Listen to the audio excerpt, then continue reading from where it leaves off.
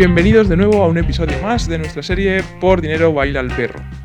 Son conversaciones en las que compartimos ideas de negocio, sobre finanzas o ahorro personal o impresiones del mercado, cosas así, ¿no? Yo soy Jamie y mi compañero... Hola, Icer, por aquí, de nuevo. Hola, Icer, ¿qué tal? Pues hoy vamos a hablar sobre los indicadores de las recesiones, ya que son unos artículos que se están publicando bastante durante esta temporada, ¿no? Y uno de los indicadores que he encontrado, que es uno de los más vistosos, ¿no? Es el PIB de un país. En esta ocasión, por si acaso alguien no lo puede saber, ¿vale? El PIB es el valor de los bienes y servicios producidos en un país en un periodo de tiempo. Y es uno de los indicadores más relevantes para medir la actividad económica de ese país, ¿no? Pues en este caso, este es uno de los indicadores que marca una recesión o que puede marcar una recesión, ¿no? Cuando baja el PIB de un país en concreto, ¿no? Y puede ser pues porque la gente empiece a que no gaste tanto y tal. Eso es. Pues el PIB en Estados Unidos lo llaman GDP o GDP, que también es el Producto Interior Bruto, ¿no? De Estados Unidos. Y parece ser que ha caído en el segundo trimestre de nuevo y ha caído un 0,2%. Y por eso dicen ahora mismo, hay muchos artículos, ¿no? Que ya están diciendo que si recesión, Sí. que si tal. Ahora vienen las sorpresas. Cuando ya se veía desde hace mucho tiempo que esto no iba bien, pero ahora todo el mundo se hace sorprendido. Claro, cuando ya 2 veces seguidas, ¿no? 2 trimestres seguidos ha caído el PIB y tal, pues lo que pasa es que esto puede reflejar pues que hay menos inversiones por parte de las empresas, Claro. que las compras por parte de la gente han caído también, etc. Sí, ¿no? al final, indicadores tienes muchísimos, ¿no? Lo que tienes que hacer es, o yo por lo menos lo que hago es intentar conectar unos con otros hasta que tienes un mapa más o menos a nivel macro de cómo van las cosas. En mi caso, por ejemplo, uno de los que le he prestado más atención, que la verdad, para ser sinceros, no lo conocía y bueno, pues estuve leyendo sobre él hasta que lo entendí bien, es la curva de tipos. Sí, Que cuéntanos. es como un diferencial entre la deuda a corto plazo y la deuda a largo plazo de los bonos soberanos de un país. Entonces, lo que se ha publicado mucho, pues, oye, que se ha invertido la curva de tipos. Y claro, uno se pregunta, ¿esto qué es? Porque la primera vez que lo ves, pues no lo entiendes. Y al final es eso, es la diferencia que hay entre la tasa de rentabilidad de los bonos a corto de 2 o 10 años con respecto a los de largo plazo, pues que son por décadas, por muchas más décadas que los de corto plazo. Entonces, ¿y qué ocurre? ¿Qué ocurre cuando ese esto diferencial, pasa? digamos, que se acorta, es porque los bonos a corto plazo dan más interés porque el riesgo, digamos, que se aumenta. Entonces, si tú percibes que la economía a corto plazo está entrando en problemas, esos tipos de interés suben muy rápido y la diferencia de rentabilidad entre los de largo plazo y los de corto plazo se acorta. Y eso es lo que provoca, digamos, esa inversión de la curva de tipos, que aparentemente es bastante bueno para indicar recesiones porque las últimas 5 grandes recesiones las ha indicado perfectamente. O sea, sí que es cierto que tiene un lapso de tiempo hasta que la recesión se presenta. Sí. No sé exactamente si son 12 meses, 16. Creo que es casi como cerca de un año, año y pico, pero es muy buen indicador. Entonces, la curva de tipos sí que es cierto que se vio hace unos meses. La gente, bueno, pues ya sabes, como en la comunidad Fintuit todo el mundo se reía, ya están los agoreros, ya esto se va a hundir. Y claro, había muchos economistas que lo estaban diciendo, oye, no ignoréis esto porque es un indicador bueno, siempre ha funcionado y cuanto menos hay que prestar atención.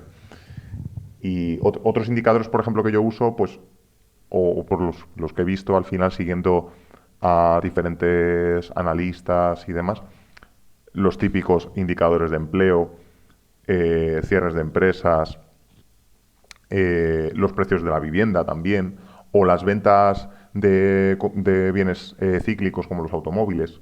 Eso te da muchas pistas. No sé si tú tienes alguna cosa parecida en mente cuando echas un vistazo así un poco a todo. ¿Qué es lo que más te gusta? Yo tenía una pregunta hablando sobre Sí. esto de la curva de tipos. Entonces, los tipos que se ha visto que la Fed ha subido han sido estos, los tipos a corto plazo. Claro, lo que ha hecho la Fed es reducir la oferta monetaria. Y eso tiene impacto directo sobre los tipos de interés, porque suben. O sea, al final el acceso al dinero es más difícil, las empresas les cuesta más financiarse y los bonos o la renta fija es la que sube muy drásticamente en estos casos. Entonces, digamos que no es que al final paralice todo la economía, pero Sí. sí que la va ralentizando poco a poco, porque al final tú, pues claro, si tienes que financiarte y tu, bueno, el acceso a la financiación te sale más caro, pues evidentemente no vas a poder financiar tanto tus operaciones en el extranjero o si quieres abrir nuevas sedes de la compañía o cualquier cosa. Entonces, pues te afecta. Y con respecto a los otros indicadores que has mencionado Sí. sobre el desempleo y Ujú. la compra de vehículos y tal, el desempleo hemos visto también, ¿no? Que en Estados Unidos también bueno, hay más desempleo, ¿no? Hay Justo al contrario, yo lo que creo que se está viendo es que hay unas tasas de desempleo muy bajas. Y entonces más esto bajas. sí Ujú. es muy contradictorio porque la gente no entiende que cuando la economía se acelera y las tasas de desempleo bajan mucho, es como un indicador, eh, es como un indicador que va con retraso. O sea, tú nunca vas a ver, digamos, los despidos antes de que llegue la gran crisis. Los despidos vienen Sí. después. Cuando ya las empresas dicen hay que reducir personal sí o sí, ahí es cuando llegan los despidos. Pero ¿qué viste antes? Que casi no había desempleo. Es como que la economía al final muchas veces, o es un patrón que se repite mucho, se acelera muchísimo antes de una gran caída. Y entonces, ¿qué ocurre? Pues que empiezan a bajar fuertemente las tasas de desempleo, los precios de la vivienda suben mucho, la venta de automóviles también crece drásticamente, entonces es como que se acelera todo mucho antes de una caída. Claro, Y porque, vamos, según mi utopía aquí, ¿no? Que me monta en la cabeza, yo lo que comprendo es que lo que debería suceder es que si toda la gente está empleada y toda la gente puede pagarse todo lo que quiera, ¿no? Puede consumir todo lo que quiera. ¿Cómo es que todo esto provoca inflación y provoca... mm, a ver, sí, que me una refiero a recesión, que no una debería ruptura ser, del debería ser sistema. bueno que un porcentaje muy alto de la población tenga trabajo y pueda pagarse unos servicios y unos productos, ¿no? Ujú. Y que la inflación no subiese por esto, a no ser que la inflación suba porque esas empresas no pueden suministrar los productos y servicios que toda esa población con ese poder adquisitivo pues está demandando, ¿no? Mm. Pero tú tienes otra teoría, ¿no? Sí, yo lo veo. O sea, aquí imagino que esto no es cuestión de opinión, ¿no? Seguramente alguien que tenga mucho más conocimiento, pues podrá decirme, no, pues esto, Sí. vale, tienes una noción, pero no es exactamente así. Yo, por lo menos, lo que entiendo es que esos indicadores no son tanto mm, un fin en el sistema, sino como un síntoma. O sea, tú al final dices, oye, pero si las cosas van bien, hay mucho o sea, hay poco desempleo. Al final, Claro. sí, los precios están subiendo, pero la gente tiene un salario. Parece como que la economía funciona, pero en realidad lo que pasa es que es una aceleración. O sea, es como, no lo sé, si al final tú, por ejemplo, voy a poner un ejemplo un poco raro, pero tienes, por ejemplo, problemas de piel o tienes problemas en alguna parte de tu cuerpo que no sabes de qué tiene origen y en realidad son solo un síntoma. Y yo creo que el desempleo es un síntoma de que la economía se acelera muy fuertemente Ujú. antes de una caída. Y eso pasa prácticamente en todas las ocasiones. O sea, siempre hay como una subida muy drástica, cae el desempleo fuertemente, los precios suben y entonces pues aquello se termina entrando en un círculo vicioso que se va todo al garete, que es lo que nos pasa siempre. Entonces yo creo que es más un síntoma que una, digamos, tú no puedes verlo como algo feliz. O sea, decir, bueno, pues es que todo funciona. No, no. Es que hay una distorsión. Y la distorsión está clarísimo y es de sentido común, es Pero provocada entonces, por la oferta monetaria, por cómo lo han manejado. eso es lo que yo quería llegar, Mm. que la provocación, ¿no? Eh, El origen. el origen de esto es realmente esa, esa actuación sobre... Sí, sobre la ¿No? oferta monetaria y el dinero, ¿no? O sea, al final lo que han hecho es tener unas políticas muy laxas a nivel económico durante unos años que, bueno, tristemente, a los que estamos aquí en el final en el último eslabón de la cadena, pues casi no nos llega nada, ¿no? Pero sí que ha habido mucho movimiento en los mercados, las empresas pues se han podido financiar a unos costes muy bajos y al final ese tipo de acciones que han realizado los reguladores, los bancos centrales, como la Reserva Federal, el Banco Central Europeo, por ejemplo, lo que han provocado es una aceleración de la economía muy fuerte. Y ahora, claro, vienen pues... ahora hay que pagar las facturas, todo eso. Ahora es cuando viene lo malo. Ujú. Entonces, pues sí. Yo, por ejemplo, una cosa que me llamó la atención el otro día, BMW presentó resultados y ya están viéndose la ralentización de las ventas. Pues creo que tiene una ralentización de un 13%, creo, sobre lo que suelen vender en estos trimestres y tal. Ya se está viendo que está llegando a una meseta. O sea, digamos que ha habido unos años buenos, ¿no? Donde las ventas iban creciendo y ahora ya se empieza a estancar. Entonces, bueno, si la economía en general y el sistema, o sea, el curso que está siguiendo no cambia, pues pasaremos de esa meseta a caer, evidentemente. Pero bueno, como esto ya sabes que es un mundo tan variable, lo mismo mañana cambia todo y hay un acuerdo entre países, entre Rusia, Ucrania, firman la paz, China y Estados Unidos se hacen súper amigos. No tiene pinta que vaya a ser mañana, ¿verdad? Pero que la economía de un minuto puede pasar de tener unos pronósticos malísimos a que se solucionen las cosas. Aunque tiene pinta de que no va a ser así. O sea, a mí no me da esa sensación, desde luego. Así que no sé, indicadores tenemos muchos. Por ejemplo, los precios de la vivienda, no sé si le has echado un vistazo últimamente, que están disparados completamente y ahora están empezando a corregir. ¿Tú crees que están que va a haber otra especie de burbuja con la vivienda? Bueno, siempre se dice que nunca hay una crisis igual que otra, ¿no? Porque si no, todo el mundo estaría siempre pendiente de los mismos fallos y al final no se producen los mismos fallos.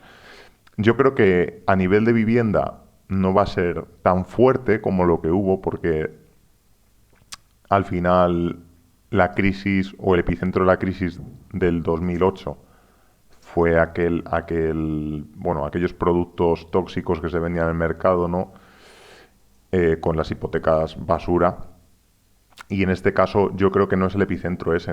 Ahora lo que se ve más claro es que los países están mucho más endeudados, que la inflación está pegando fuerte y que los bancos centrales están prácticamente atados de pies y manos, porque si suben las tasas de interés, los países endeudados entran en barrena. Y si no las suben, la inflación sigue ganando terreno. Entonces, yo creo que no, bueno, por mucho que digan y salgan a tranquilizar a todo el mundo, yo creo que no pueden, realmente no pueden hacer nada. O sea, están jugando ahí al gato y el ratón, ahora subo, ahora no subo tanto, ahora tal, pero esto es una situación, pues eso que no tiene muy buen aspecto. Entonces, a lo mejor no es como la última crisis, o sea, a nivel de vivienda, que se vean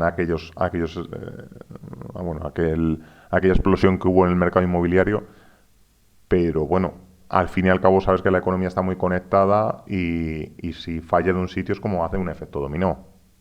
Alguien termina teniendo una empresa o una gran empresa, un banco que quiebre, que tenía productos de otro y de ahí es ir tirando hasta que esto... Así que bueno, no sé hasta dónde llegará.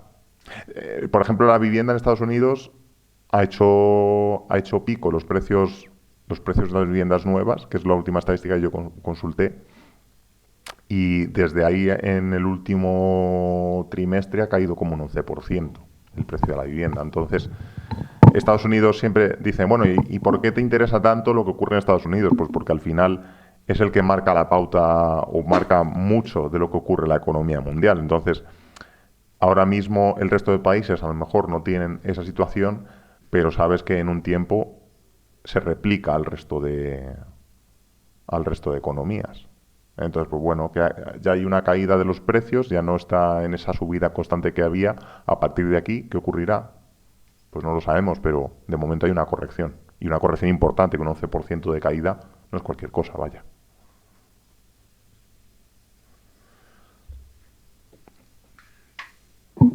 Yo otros indicadores que he visto ha sido, por ejemplo, que las bolsas bajen durante más de 2 trimestres consecutivos, ¿no? Y que el crecimiento realmente sea negativo, ¿no?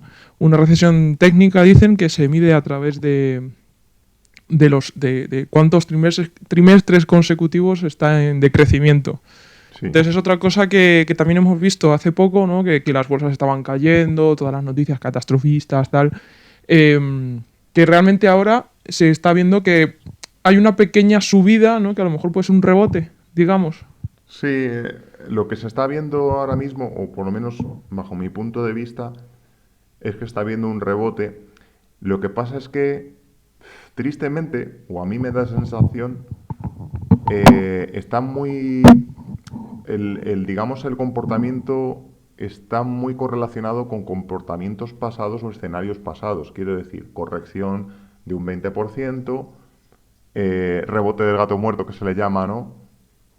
De un 10 o incluso más y vuelta a las caídas. Entonces, una cosa que a mí me llama la atención o que de las que he visto es que sí ha habido un rebote, pero si te fijas, muchas de las compañías que han vuelto digamos, a recuperar terreno que habían perdido son compañías que ni siquiera dan beneficios sólidos. O sea, todas las meme stocks estas bueno, que yo no sé la cantidad de gente que invierte ahí sin ni siquiera saber qué compañía es.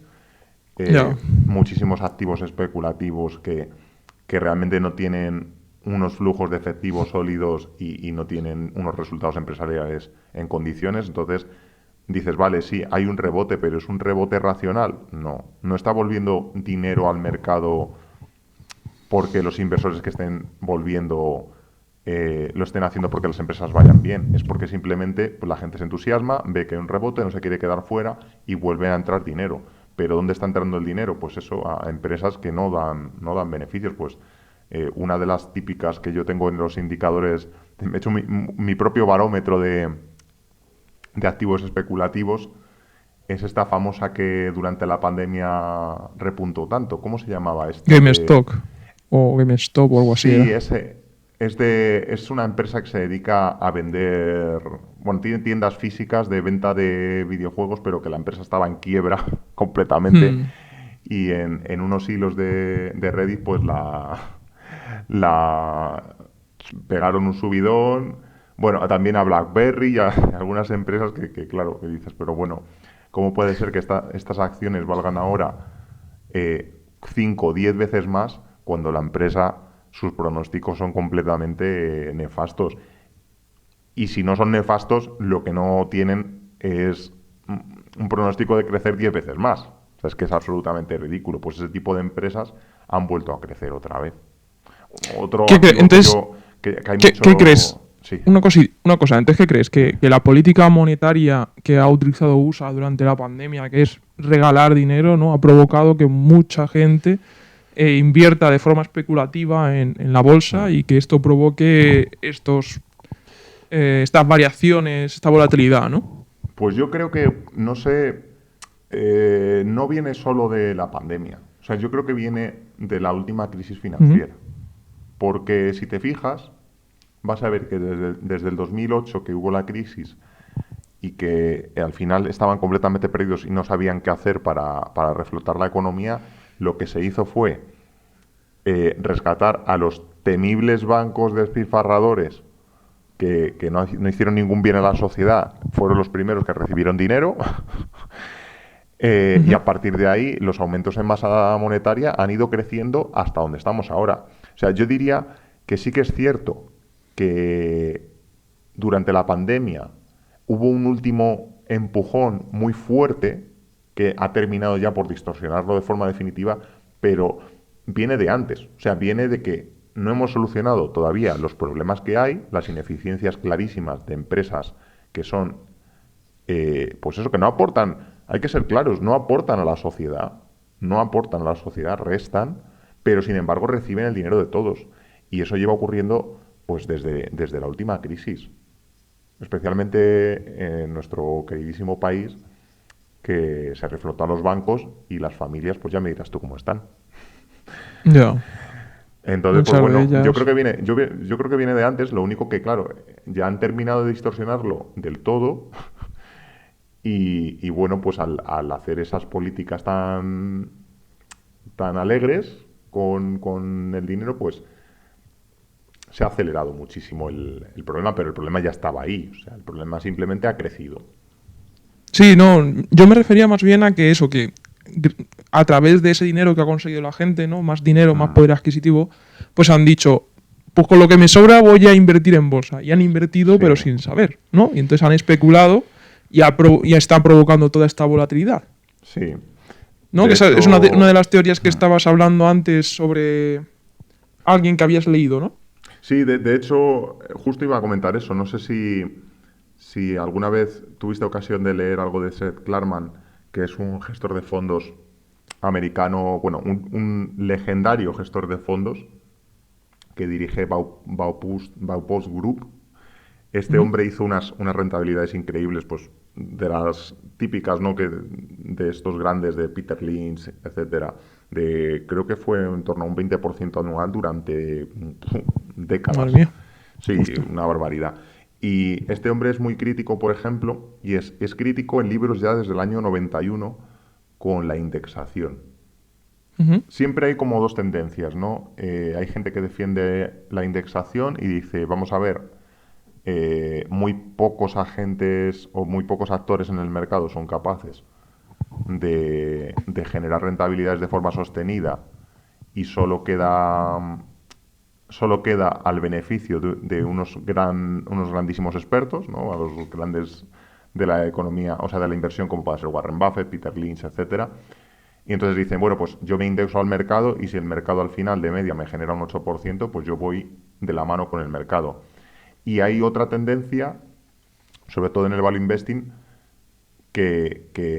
bueno, penalizan totalmente esta forma de ver el mercado y dicen, lo que no puede ser es que la gente invierta en un índice sin conocer ni las empresas que están en el índice, sin leer sus resultados, sin saber nada sobre ellas, porque es una inversión totalmente irracional. Y bueno, como dicen los ingleses, easy come, easy go, ¿no? Cuando algo entra de una manera irracional, igual puede salir. Y eso lo dice Seth Klarman. Dice, de la misma manera que los índices crecen porque la gente compra participaciones sin saber lo que está comprando, en el momento en que entre el pánico la gente va a salir de la misma manera, con pánico y va a salir fuerte. Entonces, pues yo, por ejemplo, me parece muy lógica la visión que hace. Hay veces que dudo, ¿no? Porque todo el mundo tenemos dudas. Y dices, bueno, pero sí, claro, y yo no soy Warren Buffett, que más quisiera, ¿no? ¿Y cómo me va a ir a mí? ¿Me convendrá más indexarme? Siempre tienes dudas, pero sí que es verdad que igual que no compro algo que no entiendo cuando voy al Sí. supermercado o a una tienda de electrónica, ¿por qué voy a hacer lo mismo con mi dinero? Pues, oye, yo voy a comprar cuando realmente sepa lo que estoy comprando. No puedo ir y decir, ah, pues yo me indexo al mundo y ya está. Y sabes lo que hay dentro y qué empresas están y claro, al final qué pasa, que hay empresas que son absolutamente nefastas, pero que simplemente por el hecho de estar en un índice crecen de una forma brutal.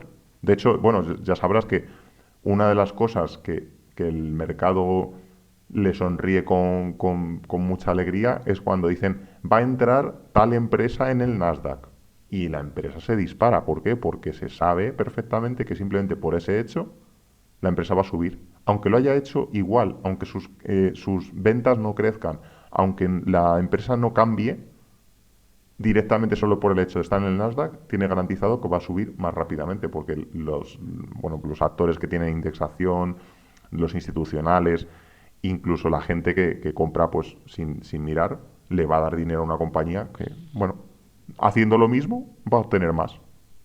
Entonces, pues bueno, yo la verdad no lo veo. No sé, ¿tú qué opinas de la indexación? ¿Qué ideas tienes? Yo estaba. A ver, la indexación al final, si te da un mínimo, aunque sea, ¿no? Te puede dar algo. También tienes que tener en cuenta. O sea, tienes que hacer un poco de investigación sobre dónde te indexas, ¿no? Porque a lo mejor lo que dices tú, si no sabes. Te coges un índice cualquiera, a lo mejor mismamente el de Rusia, y pasa lo que está pasando ahora y se te va al garete, ¿sabes? Pues al final también tienes que estar diversificado por países y por muchas más cosas, ¿no? Entonces tienes que también saber en qué sitios te indexas. Mm. Hace poco oí una declaración, no sé si era de Jim Rogers o de Warren Buffett, que decía algo así como que si no, si tu banco te quiere vender algo de inversión y, y eso tú crees, porque muchas veces los bancos son así, no te lo venden pues porque tienen que ganar tienen que ganar un bono o tienen que Sí, unas hacer cualquier cuotas de cosa, ¿no? ventas. Mm. Claro, pero si tú crees que eso no te va a dar nada, o sea, si tú no sabes dónde te estás metiendo, como has dicho tú antes, es mejor que no te metas en eso, o sea, no ganar realmente en esta situación en la que estamos actualmente, es mejor no ganar a perder un 20 o un 30% que podemos perder si nos metemos en algún sitio donde no sabemos. Mm. No sé de quién era ahora mismo esta frase. No sé si era de Jim Rogers, ya te digo, o de Warren Buffett, pero Sí. es cierto, ¿no? Al final, si no sabes dónde te estás metiendo, lo que tiene el fondo, o el índice o tal, Mm. pues puede ser que se vaya al garete. De, Y de claro, hecho, yo a colación de lo que dices, sí que he notado, por ejemplo, que grandes inversores, o sea, no estamos hablando de gente que aparece en el mercado estilo Cathy Wood y es la moda del momento y luego el ujú, fondo se va al garete en un año como le ha pasado y desaparece prácticamente. No estamos hablando de gente que ha hecho año tras año, incluso ujú, década a década, rendimientos sostenidos y de doble dígito en muchos casos. Casi todos coinciden en que la gente tiene, o sea, la persona que invierte no tiene que tener unas características especialmente, no tiene que tener unos grandes, mm, unas grandes, digamos, actitudes de cálculo, por ejemplo, o un coeficiente intelectual por encima de la media. De hecho, Warren Buffett lo ha referido muchas veces. Y Seth Klarman, justo en el libro que leía el otro día sobre este capítulo de indexación y tal, también lo comentaba y hablaba de Warren Buffett. Porque al final, ujú. pues bueno, son todos inversores en valor y tienen, digamos, las mismas ideas. No es tan importante tus capacidades y lo que puedas desarrollar a nivel de cálculo o, o por ejemplo, que sepas invertir mejor en un sitio u otro, anticipar algo, como por ejemplo la psicología del mercado. O sea, digamos que seas una persona paciente, que esperes el mejor momento, que no te dejes llevar por las noticias, que no te dejes llevar por el FOMO. Y esto es lo que hace a los grandes inversores, que son Sí, distintos de los demás. Al final ellos dicen, no, mira, prefiero esperar. No, pero es que la inflación va a dilapidar tus ahorros. Sí, la inflación puede dilapidar mis ahorros. ¿Cuánto voy a perder? Vale, un 10% anual. Muy bien. ¿Cuánto está cayendo la bolsa? Un 20%. ¿Qué garantías hay de que no caiga otro 20% cuando entre yo? claro, Entonces, exacto. al final, los grandes inversores lo que hacen muchas veces es, bueno, lo decía Seth Klarman, no hacer nada. Muchas veces lo mejor es no hacer nada. Lo que No pasa es que perder. esto no te lo dicen, claro, también te habla, por ejemplo, Seth Klarman de todo el negocio que hay con el brokeraje, con los bancos de inversión. Lo que interesa es que se mueva el dinero, que se generan comisiones de compra y venta. A los grandes brokers no les interesa que tú hagas buy and hold y te quedes 5 años sin mover una posición. Le interesa es que te vayas saltando de un sitio a Claro. otro, a la acción de Porque moda. no ganan comisiones, no Exactamente. ganan Entonces, nada. entonces hay toda una narrativa en Internet y en muchos medios, en la que te hacen saltar de un producto a otro, de un producto a otro, te aceleran, te dicen, te urgen, oye, es que la inflación, no, tienes que mover, tienes que tal, tienes que comprar. Cuidado, muchas veces, y sobre todo para los que estamos empezando, es mejor esperar las buenas ocasiones que meterse en algo por el miedo o porque nos infundan unas ideas que no. Los grandes inversores tienen muy buenos libros que se pueden leer. Lo que pasa es que, claro, no son los primeros que ves cuando entras a internet y buscas libros. Los primeros que aparecen son análisis técnico, que Claro. trazas 3 líneas y con eso ya tienes la inversión del siglo. No te encuentras este tipo de autores a la primera, pero si rascas un poco, en el fondo encontrarás pues libros como este grandísimo libro de Margin of Safety de Seth Klarman, que a mí me parece una pieza fundamental, porque te va guiando, te va diciendo cuidado, hay narrativas que solo buscan la compraventa constante, tienes que ser muy paciente, es más importante que seas paciente a que tengas unas capacidades de cálculo muy superiores a la media, y al final yo creo que es así como se guían para hacer sus inversiones, saliéndose de Pues las tendencias generales. es una muy buena reflexión para el final. Y además, podemos también aportar un resumen de lo que hemos estado hablando, ¿no? Que Ujú. los indicadores que hemos estado hablando, la bajada del PIB puede ser una marca para ver si hay una recesión, ¿no?